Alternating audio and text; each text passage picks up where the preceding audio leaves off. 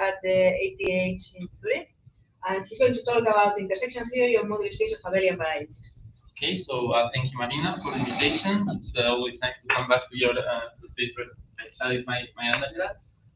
So I'm going to be talking about intersection theory on moduli space of abelian varieties. So it's not like it's like a paper with all these people, but I'm going to be talking about like several works with all of these people. So all of these people are thinking out in some way or another about intersection theory on moduli spaces of abelian varieties. So the first thing is just like a short recap on abelian varieties. So abelian varieties, right? So we denote them by X. So this is an abelian variety of dimension T. They are commutative projective group schemes. So it's like a group which is also an algebraic variety and is complete projective. And even an abelian variety is dual, which is the set of all line bundles with trivial first-chain class, so trivial homology. And this is again an abelian variety. It's called the dual variety. Now, given any line bundle, so not one of these line bundles, but any line bundle in the variety, we obtain an homomorphism. So this beta L, which goes from X to X to 1.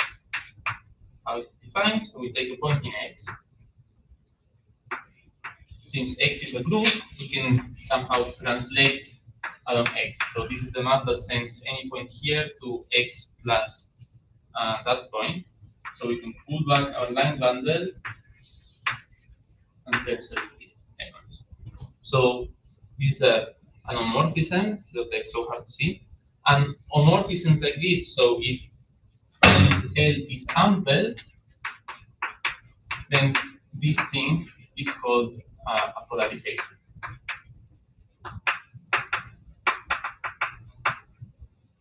Okay, so now I'm going to just omit the subscript L from the polarization and just say theta is a polarization to say it's an homomorphism from X to X dual of this form. So if this thing is a polarization, then its kernel is finite. And it has a very specific form. So just as any finite group, it decomposes into its elementary factor. But this kernel is always the square of such a group. It's going to decompose like this, where these are positive integers which divide each other. And this collection of numbers, so delta, I'm going to use word delta, is the type of the polarization. And so finally, if delta is just ones, right? So this is if the kernel consists of one element, then we say that theta is a principal polarization.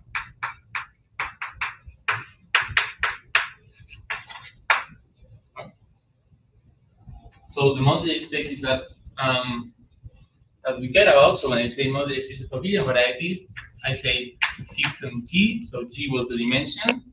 We fix some polarization type. So this is delta, and we talk about pairs of A theta such that so A is an abelian variety of dimension T, and theta is a polarization of type.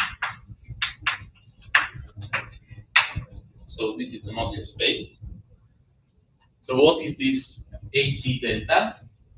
So this is a smooth space. It's not exactly a variety. It's a smooth Lingman for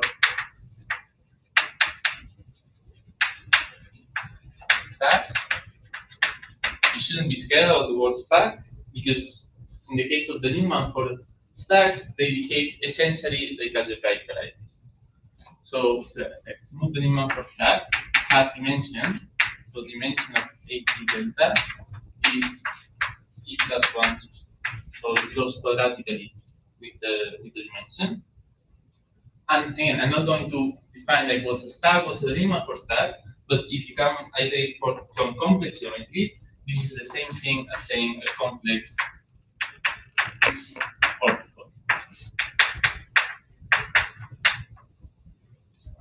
So let's see an example. So if it's a principal polarization, and I just want to write delta, so AG, the model space of principal polarized varieties, is some orbifold quotient or some contractile space. This is called the Seeger space. Modular the action of the symplectic. So the thing is that this group doesn't act really here, it acts with finite stabilizers, and so that's why the quotient is going to be an orbifold. But one could also just take like, the quotient in the usual sense and modulo obtain a complex variety with very simple singularities. So for example, if T is equal to 1, then A1 looks essentially like the affine line, where every point has like a CMOD2 stabilizer, and there are two distinguished points which have a CMOD4 stabilizer. So there are some elliptic curves which have more automorphism than just the map that sends x to minus x, and this will be represented by these points. Okay, so far, is everyone okay? Could you give us some notes on what's Seeger space? Yeah, okay. So Seeger space is the space, so this is the space of all complex matrices which are symmetric, and the imaginary part is positive. So since this thing is symmetric, this thing is like dimension T plus 1 choose 2, and this is an open subset inside.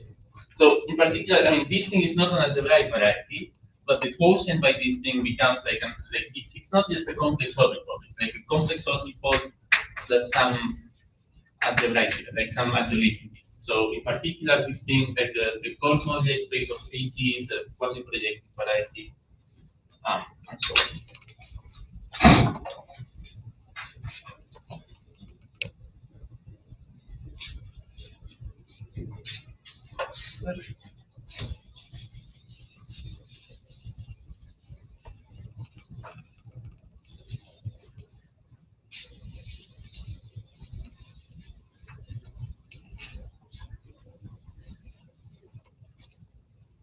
Okay, so I define abelian varieties under moduli. So the second thing is, so what do I mean by intersection theory?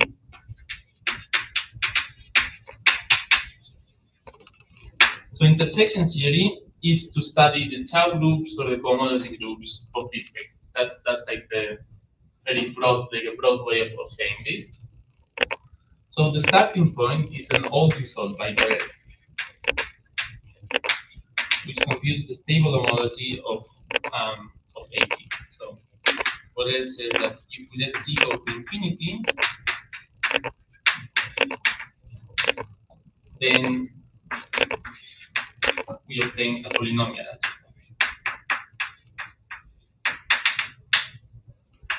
So these things have, so this thing has degree 2, this thing has degree 6, because I'm talking in cohomology. So these are algebraic classes, they have degree 2, degree 6, and so on. So we have here now lambda 5, etc. So this is like the old result. This is not this result is not done using algebraic geometry. It's done using this isomorphism, right? Because by this equality, the cohomology of AG computes the cohomology of the symplectic. And so Borel proves some stabilization of the cohomology of the symplectic. So what are these lambda classes? So, or this modular space, we have some Hodge bundle.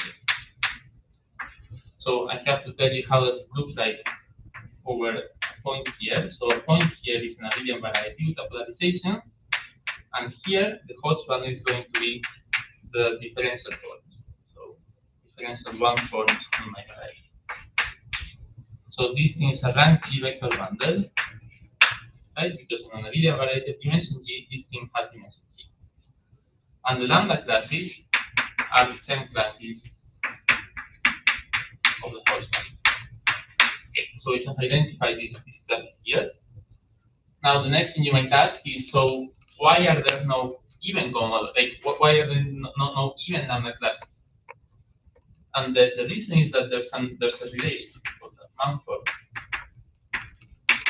relation, which says that if you take the Hodge bundle plus its dual, its same classes behave like if this was a trivial bundle. So if you take this relation and you expand it, you will get some relations like lambda 2 equals lambda 1 squared, lambda 4 equals lambda 1 lambda cubed plus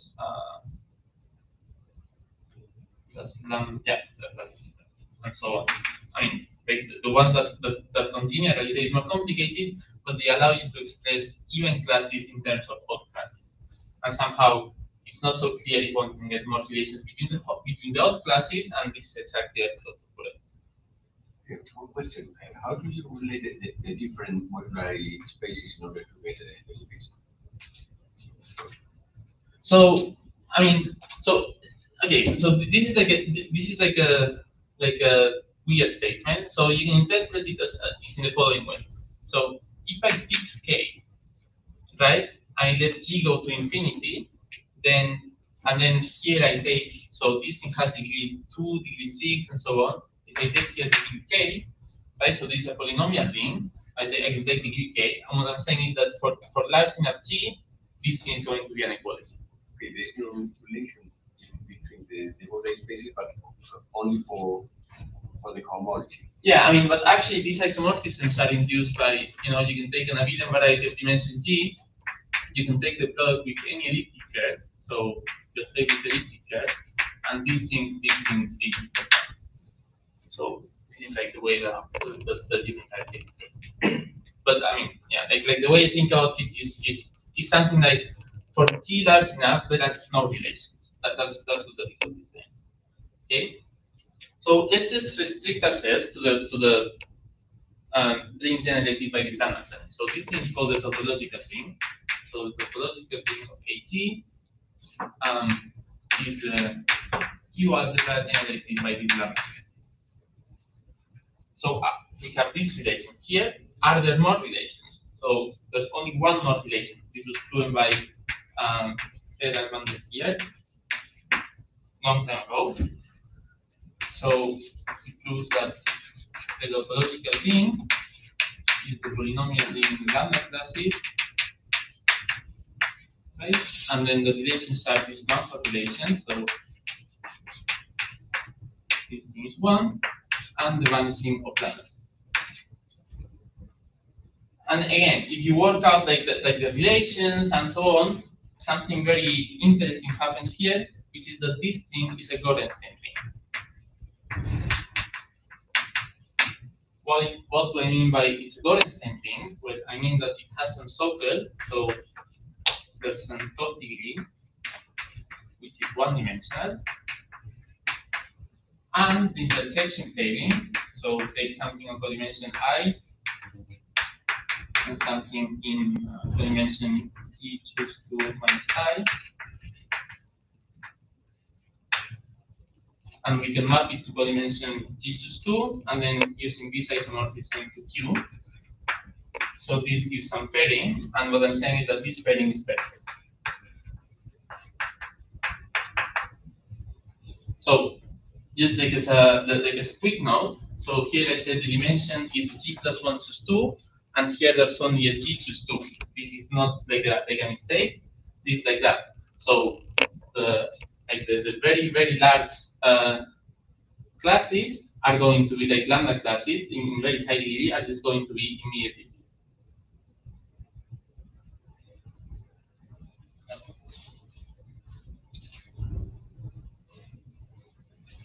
So that in some way that terminates the story. Like, I mean, this is just like a perfect result about the structure of the thing generated by the lambda. So other algebraic cycles. So now, once we have understood these cycles, we want to study. So we take other algebraic cycles. Are they in this ring? Are they in this ring? Are they not? And so on, stuff like that. This is not so well studied. So other algebraic cycles. So the first thing that we can do is we can take Jacobians of curves. So there's a map called the Torelli map, which takes here. So this is the moduli space of curves. So these are Riemann surfaces, so compact Riemann surfaces of sinus G, and make a map. And so this thing takes a curve and it sends it to this curve. Jacobian, you can see it in different ways, but one way is to see that the decreased zero line boundaries on the curve. This map is not really proper. So the image of this map is not closed. In order to make it proper, we have to allow for slightly more general Riemann surfaces. So these things are called compact type Riemann surfaces. And so these things, like a perfectly nice Riemann surface. So if I want to allow for things which are compact type, I have to also allow for things to be chains of Riemann surfaces of total genus G. So I have to allow for stuff like this. So the total genus here would be 5, and here there's genus 2 curve, genus 2 curve, and genus 1. Okay, so this is one source of classes. So this is a proper map now. So we can push forward stuff. You can push forward whole class or any sort of class that you can come up here. Another source of classes are these multiplication maps. So they already appear right here. So you can take an abelian variety of dimension u, abelian variety of dimension g minus u, and take the product. Product of two abelian varieties is an abelian variety. And again, this map is proper.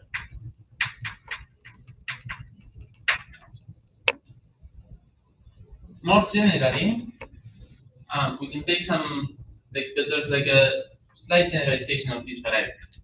So this thing is like an abelian variety that contains a variety of dimension u.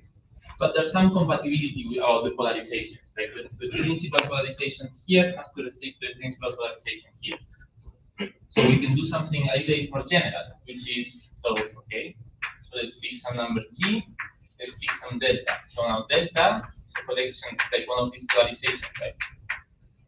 Goes from 1 to U, not to G. And this is the space of all principally polarized abelian varieties, such that there exists X, exists some Y. So this is an abelian variety of dimension U, such that if we take the polarization on X and we restrict it to Y, this thing is of type. Okay. So why did I call them NL? NL stands for Noether-Lefschetz, and this is because these abelian varieties have Picard number 2, and classically in algebraic geometry we call such things Noether-Lefschetz cycles. And one last source of cycles is, well, this is a moduli space. I did delete it, but this is a moduli space of abelian varieties, so it has some universal family. And we can play with this map. So we can push forward, pull back, intersect, and so on. So this thing will just yield tautological classes.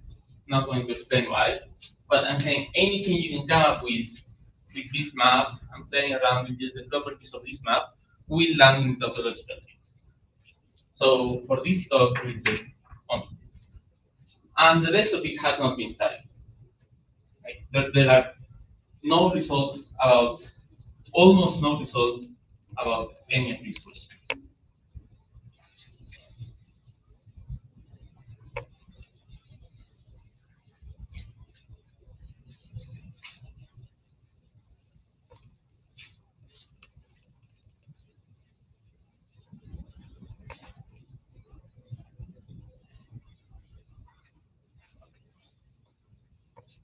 So as I said, all of this, like the result here was pretty old, so 25 years ago.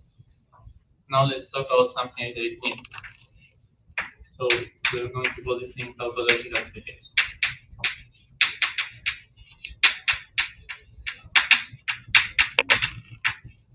So tautological projection is a map. It's a map that is going to be from the whole subgroup of AG. So you may notice I have swapped from cohomology to subgroups. Here it's important that they are subgroups. So it's important that these things are algebraic cycles. So it's going to be a mapping to the tautology. Like this thing sits inside this thing. And I'm saying that there's like some canonical way of associating to any class here, like it's tautological projection. That's why it's called like that. So in order to define it, so so I should just say that this like that all of this thing is not like this part of the tautological projection is not my work, it's work of some of the people here. So if you read the initials, so Samir Canning, Sam Molko, Dragos Oprea, and Oprea and Pandharipande. And this is from last year.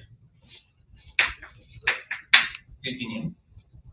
So in order to define it, I have to just briefly talk about the compactifications of AG. So something I didn't mention, that AG, like just as MG compact, like just like as all the moduli spaces of nice objects, is not itself a compact space. So we can compactify it in several ways. And this is a very complicated story. So there are compactifications that depend on a lot of choices, and these things are called toroidal compactifications. They were developed by Mumford and some collaborators. And but you don't have to know what this looks like, right? You just have to know that one can take them to be smooth. So not all of them are smooth, but can be smooth. And the Hodge bundle, so I said there was some vector bundle here. So the Hodge bundle extends to Aitor in some canonical.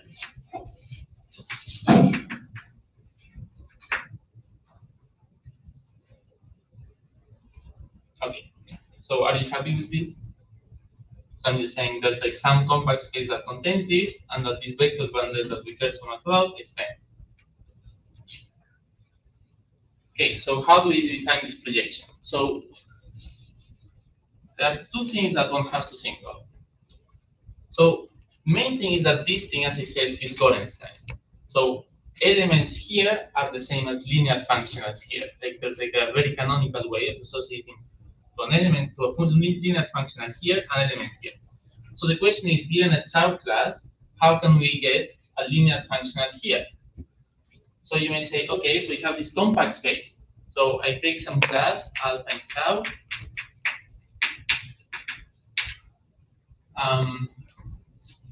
And I want to define some functional space, some functional. So take this thing, some polynomial in the lambda classes, and we just integrate. So this is a linear function, right? Like we associate with each of these things. Well, it depends on choices, right? Because these things are class which live in the interior, and we want to integrate on the compact space. So we would like to somehow take some extension. But then this extension is not unique, because this thing is not really like an algebraic variety, it's like a cycle, it's defined after equivalence, and so this closure thing is not completely formal. But we can fix this by multiplying by lambda. So as I said, Hodge bundle extends, lambda g is its doctrine class. On the interior it vanishes, but on the whole space it doesn't vanish. And it just turns out that this thing is a well-defined function. It doesn't depend on any choices. So it doesn't depend on the choice of the compactification. It doesn't depend on the choice of disclosure. And the key result, which is somehow what they prove in the paper, is that lambda t, if we restrict it to the boundary, so if we restrict it to at bar minus at, is 0.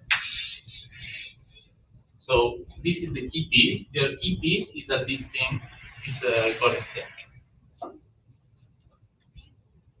So if you unravel the definitions, you see that this tautological projection is defined in such a way that if I take my class, I intersect it with some lambda classes, take its closure, multiply by lambda t, this will be the same as if I do the same thing with its projection.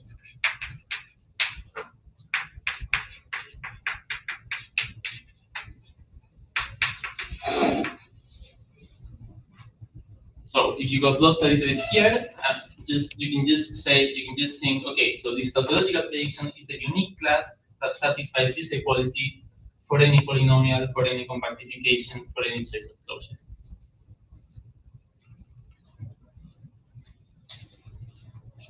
Okay, so these cycles here that I drew, I said we don't know anything about them, but now we can ask something non-trivial. So what is the projection? This is the first result. So for example, let's try to do projection of A1 plus AC minus 1. This is a codimension G minus 1 cycle, and the result is G genus divided by C 6 B to G. So this means a Bernoulli number.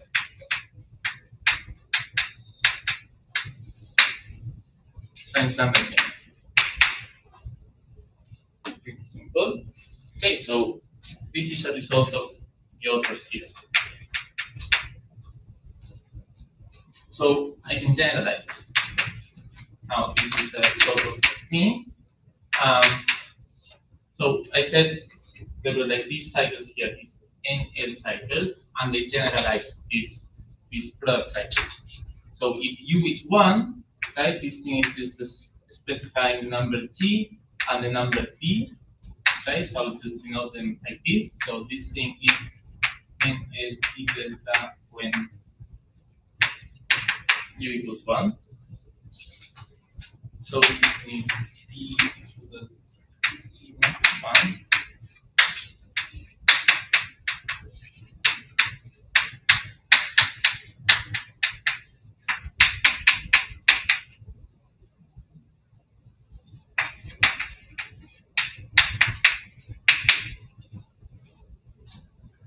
So just again another multiple of lambda t minus 1, but here there's some extra stuff.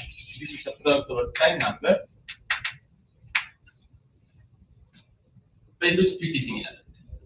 And more generally, so again, the authors here computed tautological projection of AU plus AC minus U, and I computed tautological projection of any of these Noether-Lefschetz cycles, but the formulas are just completely terrible. I mean, if you're interested, you can ask me, and I'll show them to you, but they are pretty terrible.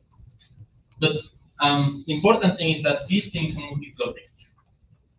And somehow, what you should think about is that, you know, if I'm trying to integrate this cycle against lambda classes, this Hodge bundle, when I restrict it to this locus, it splits.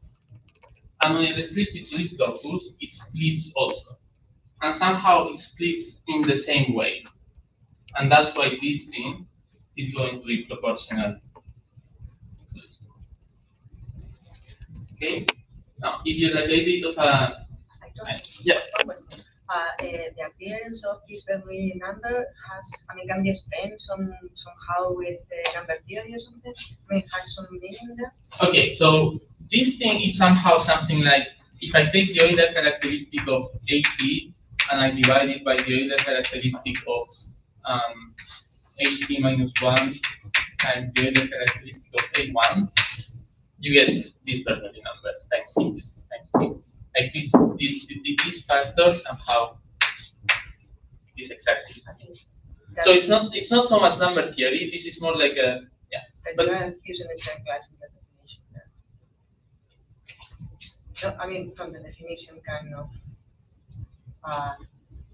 should appear because you are. I mean you are using lambda g. No?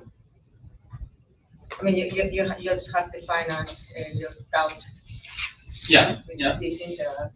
I mean, so in some way, I'm just saying that there's like this Euler characteristic, which is in some way like the volume of AG, and that it appears. So I don't know, you can call it number theory. I think it's fair to call it number theory in some ways, some analytic number theory. Yeah. But this thing is more number theoretic, right? So again, if you're like some sort of like a number theory enthusiast, so you will notice quite fast, I don't know, maybe not, maybe yes, that this thing is one of these Jacobi Taussian functions. So if we modify slightly this cycle,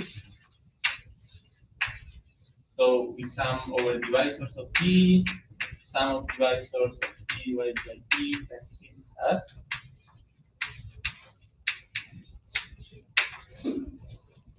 Right, so it's just like a linear combination, and I just have to put something which is a little bit ad hoc. So you want to also define it in degree 0, but this is defined as -1.4.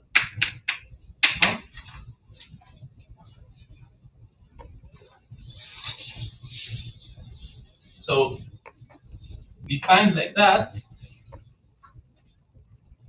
then this projection. So I'm just going to take these cycles,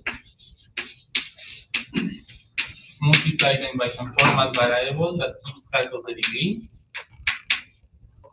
So this thing is an Eisenstein series.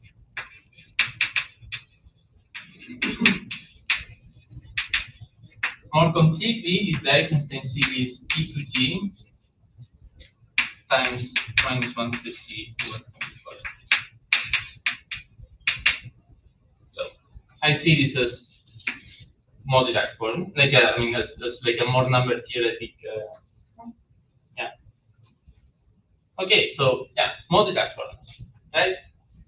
So is this a coincidence? That's like the next question. So is this a coincidence? So the story is actually like hard to explain exactly. So if you have heard about this Kudla-Milson program, so the Kudla-Milson program usually is talking about something like this. So it has a modular space, which is a quotient of one of these complex spaces by an arithmetic group, and there are some cycles called special cycles. And if you put them in some nice modular, in some nice way, they form modular forms of half-weight, sometimes not half-weight, and the whole thing is like there's a lot of connections to modular forms. But this thing has not been done on AG. This thing is usually done on things called Shimura varieties of orthogonal type, and AG is not one of those. But one can one can arrive there in some way. So main idea is that abelian varieties have weight 1, and these orthogonal Shimura varieties have weight 2. So if I want to go from weight 1 to weight 2, I should just take two weight 1 things and get the weight 2 thing. So if I take some weight 1 Hodge structure, weight 1 Hodge structure, I arrive at some Kudla-Milson space of weight 2 structures. And as I said, here there are like some cycles that are modular forms. So one can take the plane image, and then one can project here. And if you read the whole thing, the results are exactly these cycles. Now, why is, and I said these things here, some like people have proven that these things form modular form. So why is this not a proof? Well, because I have said take the image here and take image here, and I haven't said take pull back and take push forward. First of all, because this thing is not proper, and second of all, because the pull back just vanishes. So it's just like a vague idea. Right? It's not a proof, but somehow it says that we're on the right direction. So But we have some conjectures about this thing that we can prove independently of all of these good languages on program. So for that, let me find some things. So in a G, so now there's no P, this thing is the Q span of all NLGDs. So some vector space. In the conjecture, which is me, also Lian here, François there, with some inputs from Aaron Kingston, is the following. So the conjecture is that there exists some isomorphism phi from mod G. So this is the space of SL2Z modular forms of weight 2G onto the dual of this vector space. So some isomorphism like this, such that for every modular form here F, if we take a sum of, so phi of F is a linear function, I can put it to act on this cycle. I can sum over D, take Q to the D, right? So this is like a well-defined thing. So this thing is nothing more than the so how to say the Fourier expansion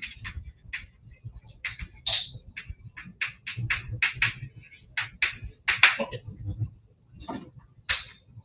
So for example, this you should see it as saying if I take the Einstein series times some coefficient, I should get a dual thing here, which is tautological projection. So tautological projection, right, is something that lands onto multiples of lambda G minus 1.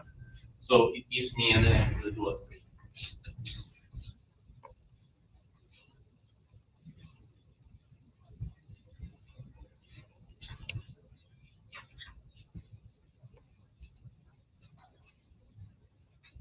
So it would be nice if I could prove this conjecture, but I can't. The only thing I can say is like somehow what are the evidences that we have.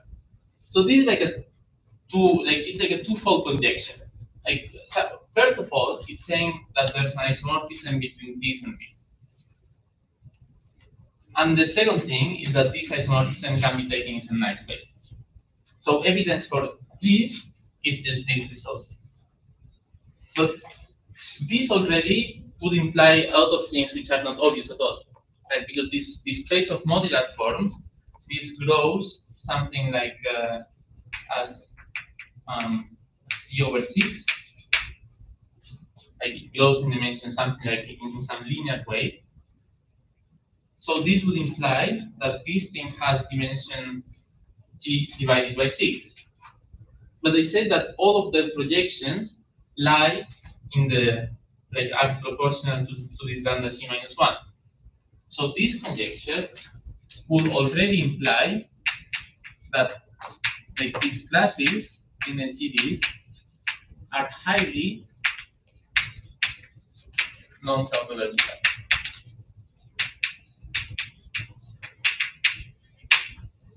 And somehow this is how we check it. So let me draw the some chart.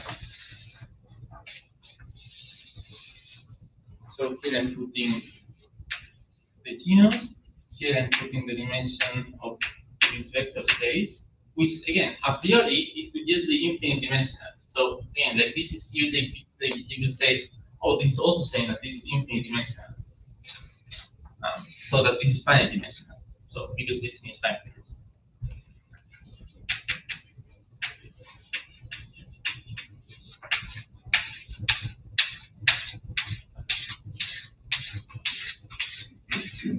So what can we prove? So in genus one, this question is like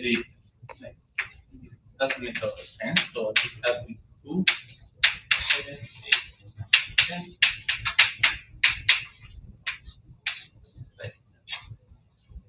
So what we can prove is that up to genus 4, all of these things lie in the tautological range. So this is one, which agrees with this form. Here we have 1. So we would like to have a 1 here, but we can't prove it. So what I'm saying is that here there could be 1, 2, I know, any number.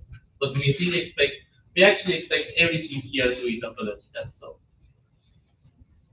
okay, now some of the authors, so Canning, Oprea, Pandharipande, have proven that here we have at least dimension 2, which matches exactly the fact that there's an extramodular form of weight 12. The method somehow can be done in genus 6, 7, 8, and 9. And the prediction for this is that this thing is at least 2, that this thing is at least 2, but in genus 7, somehow they don't get at least 2, so they get like at least 1. But of course, that's the same nothing. But of course, this matches with the fact that there's no, like in weight 12, there's an extramodular form, but there's no extramodular form on weight 14. Now we get 2, 2, 2, 2, 3, 2, 3. So what else can we say? So here we have no idea. So these were results of Canning, Oprea, and Pandharipande. And so then I prove that here we get at least 3. And that, so I also prove that the dimension of this energy is at least 3 for all G events. So of course, right, like here there's like a very nice matching, but for bigger G we can just like prove that these things at least 3. Okay, so I know I see this as like a pretty nice evidence, at least for this part of the experiment. So one last evidence is that on these modular forms there are Hecke operators. So Hecke operators act on modular forms. If there was such an isomorphism, and this isomorphism was pretty natural in this way, there should also be Hecke operators here. So how do we define Hecke operators? Yes, we have to do it geometrically. So we look at abelian varieties, and over it we look at the space. So this again another Beningman for stack of homomorphism on an abelian variety X, an abelian variety Y, and I want them to be of degree n. And so how do I measure the degree? Well, I just measure it as how do they act on the polarization. And these two things have to be principally polarized, so I have maps that recover the source and the target. And these two maps are proper, finite, flat. I mean, they're very nice maps. And so one can pull back and push forward. And this defines operators Pn, which is, so this is phi 1, this is phi 2, this is push forward and phi 2, pull back and phi 2. And so these operators, right, it's not completely trivial that they preserve this vector space.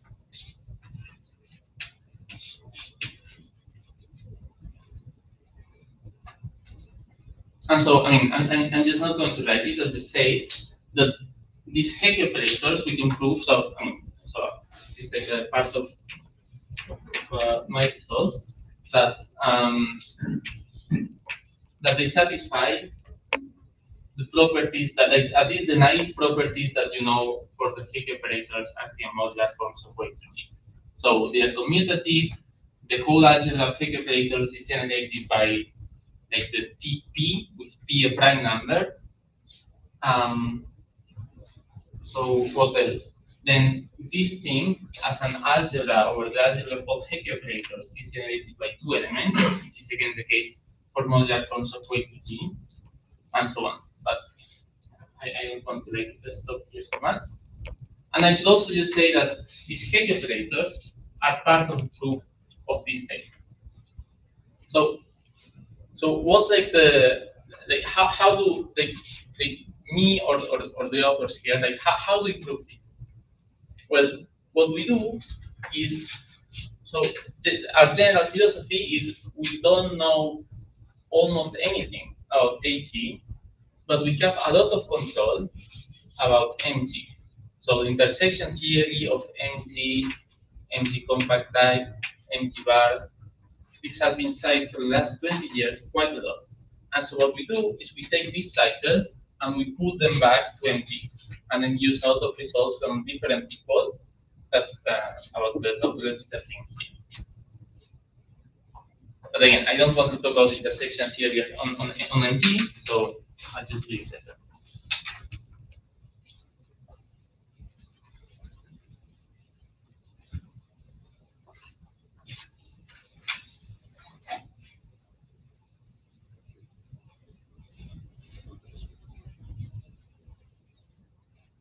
And I should also say that these methods, right, they only allow us to prove greater than or equal to inequality. We can prove that after we pull back to MT, that like maybe like this space is two-dimensional, but that doesn't mean that the whole space has to be two-dimensional on AT. It just means that it has to be at least two-dimensional, and we have no idea about how to prove some inequalities in the other way, besides in this plane, right? Where we just somehow say everything is tautological, therefore.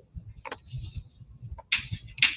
So for the last thing, we're going to be talking about some some discovery.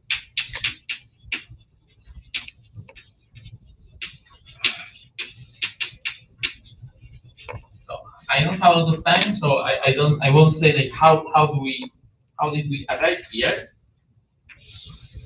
But let's just say, so I'm just like going to formulate a question. So question.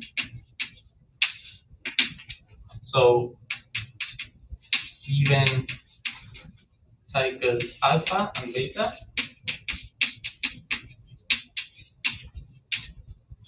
so we can take the product. This is a smooth space. We can take intersection of the two cycles, and we can take projections.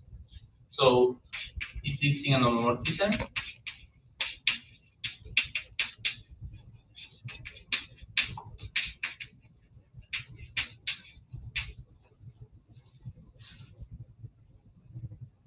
So I write it as a question and not as a conjecture, because the expectation is that this is not going to be always an homomorphism.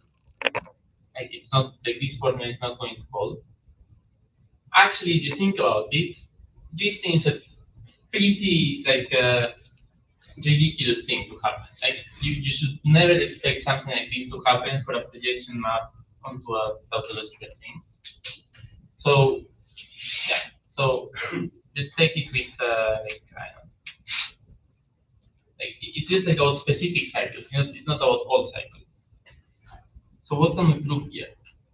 So, for example, if alpha and beta are contained in one of these energy delta, so these things can be different dimensions. Like here, it can be a string of length 2. Here, a string of length 4, and any of these things.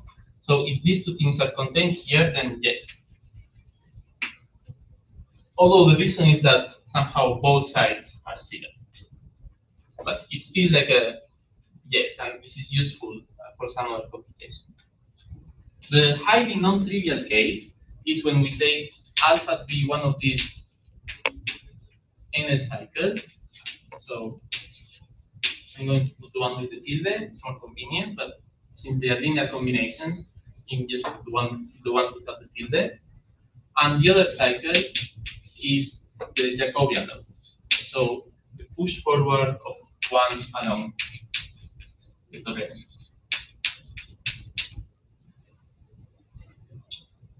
And it turns out that the answer is yes. So like the answer to this question for these two cycles is yes. And this is proven in a paper which we are typing up with Oprea and Pandharipande and Chern. So how does the proof go a little bit? So I mean, like, again, like this thing is like some. Like, it's not like we woke up and we were like, what if this tautological projection is a ring homomorphism? It's not how it came but somehow we arrived at the conclusion that this is like the nice way to state it. So the situation was more like we were trying to compute the intersection of these two cycles. So how do we compute the intersection of these two cycles? It's like a pretty difficult thing to do. So one can do some Fulton classic intersection here. So we take this NHGD, 18, and here we take the direct. And one has to add one mark on. Just help the interpretation. So the first question is, what is this fiber product?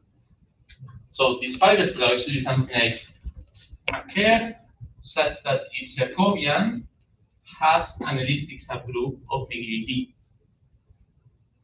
So I'm just going to draw a small diagram. So my curve, I have the Jacobian and has some elliptic subgroup. Now, because I have one mark point, I have always a matrix. And abelian varieties have some notion of duality, and elliptic curves and Jacobians are self-dual. So this inclusion can be also placed as the existence of a matrix.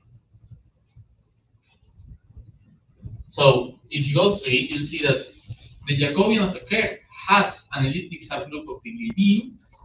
I mean, it's not exactly like that, but the statement is sort of like that. If and only if there's a map from my curve to the elliptic curve of degree d. So this implies that this intercept, that this question mark is the modular space of maps from a genus G curve with one marking. The curve has to be compacted to some elliptic curve of degree d, such that the marking, so this marking has to be mapped to 0. So this is the map that recovers where the marking is sent. So the marking has to be sent to 0. So this is an equality on the fiber product, right? But when we take intersection of cycles, we don't say take this class and push it forward here. There's like something a little bit harder to do. So one has to take here the ready map and do like the same pullback from here to here. The problem is that this space, right? So this question mark space is neither smooth, reduced, irreducible. Like it's bad. It's pretty bad. But it has a virtual class. So it has some virtual class. So this is a cycle. It's not like a subspace. It's just a cycle, and it happens that the Gisin pullback of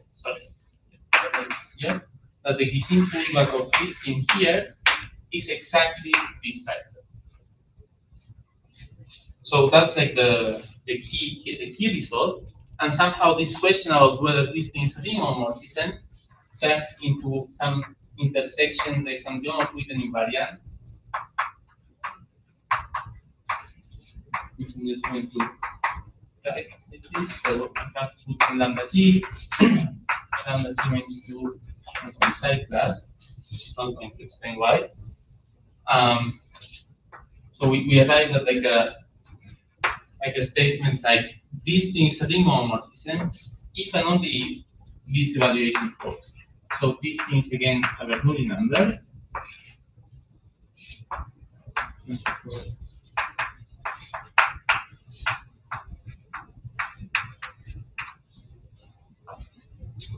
So, and then the proof is something like, well, we just compute this invariant in a different way.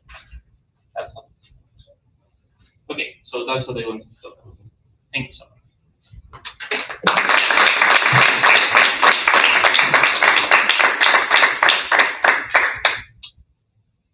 Thank you. Is there any question?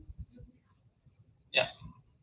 Okay, so the formula that you have given for the tautological projection of the spaces in L, yeah, the genus appears as an exponent, yeah, at some point. And in many situations, when you have an invariant that is associated to some Riemann surfaces, and the genus appears as an exponent, it is because there is a topological quantum field theory that computes this invariant. So my question is, do you know if in this case there is that situation, if there might be a topological quantum field theory computing this tautological projection? So, I mean, somehow, if you go down this road, right, you'll see that this is like some growth-witten invariant, and growth-witten invariant implies to like some QFTs or TQFTs in some way. I'm not sure if I can say, we don't know. Okay. I would say, like, yeah, like if you go down the growth-witten road, maybe you find something that it's possible, but I don't know. Okay. You should also, I mean, just like as a like the nice way, the nice thing to write is like something like the tautological prediction of this thing. So the tautological prediction of this thing is something like divisor sum of powers in 2g minus 1 of b times something that doesn't depend on c so much. So I know, is this a TQFT? Not sure. Yeah. So what you have done is to understand cycles very well defined geometrically in terms of the original generators. But my question is there any interpretation for the lambdas? Yeah, so I think, for example, lambda 1, it's a divisor in the model space. Can you describe it? Yeah, so I should say, so lambda 1 is a divisor. So actually, the whole Picard group of AG is generated just by lambda 1. So the divisor theory is pretty easy. Like the divisor theory, one can start in several different ways. One can use, I mean, like in some way, divisor theory, one can use it just studying the syntax. If you go to higher codimensions, this is like way harder, right? I think there are, so I think this is like a correct statement, but it's not like this is like fixed. But I think that there's no result saying something like this cycle is these lambda classes for all g. So there are some results which say, I know, the Jacobian locus in genus 4 is this expression in the lambda classes. The Jacobian locus, like some other locus in genus 5, is this expression in the lambda classes. But nothing like super general. In some way, well, I mean, you can define some locus which are clearly whose cycle is going to be something in the lambda classes by modular forms, right? Like if you say something like, if you have like a locus in AG that you can define using the Riemann theta functions and it has the expected dimension, then it's going to be by this Tom Porteous, it's going to be some polynomial in the lambda classes. But I think that there are very few cycles which for all G can be defined like this. So like, you can take this like the Schottky problem, right? It says something like I want to define the Jacobian locus in terms of these theta functions, and the results so far say the Jacobian locus is one of the irreducible components of this thing. So something like Jacobian locus plus some other stuff is some stuff in lambdas. And so I think that the results in that direction are pretty scarce. And I would say that my intuition is that, yeah, like as I said, that somehow most of the cycles that you define geometrically are not going to be in the tautological category. And the question maybe related with this, all these lambda come as classes of this vector bundle E. How, say, positive or big is this bundle? So lambda 1 is ample. Is it ample or? So lambda 1 is ample, right? Because lambda 1, like sections of the determinant of the Hodge bundle are modular forms, like Siegel modular forms, and they embed AG into the static compactification. So lambda 1 is ample. And for the rest of them, I have no idea. I know. I know that the whole ring of Siegel modular forms is not finally generated, so probably not all of them are very positive. But yeah, I don't know. Are there any more questions? No? Thanks, speaker again.